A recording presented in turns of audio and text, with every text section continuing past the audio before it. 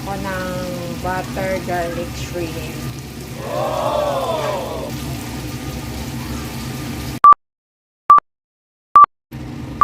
Yan, naglagay na ako ng butter. Yan. Yan, magluluto po ako ng butter garlic shrimp. Yan, nalagay ko na yung butter. Ngayon, lalagay ko naman itong garlic. Dahil isang buo yan na garlic. Hiniwa ko lang parang minasik, parang yun yung ganun. Try lang natin hanggang ano na siya, yung bumango siya. So, habang natutunaw yung butter, na papry na din yung garlic. And ngayon, and now, ilalagay na yung shrimp. Iyat kanyan sa Chinese. Ilalagay ko sa screen kung anong katumbas nun. 102 ang bili ko dyan. Ilalagay ko na lang sa screen kung magkano sa peso yun. Yan, papry natin yan until mag-iba din ang kulay.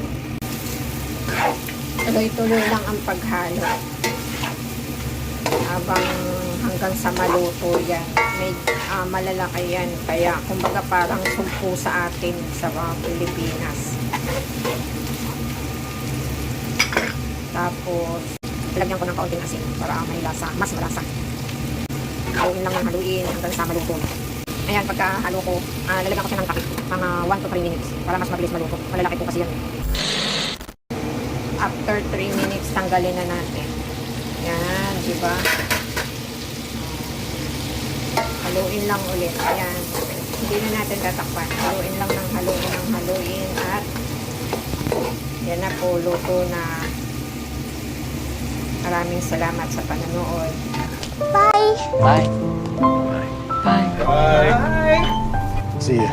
See ya! See you guys later.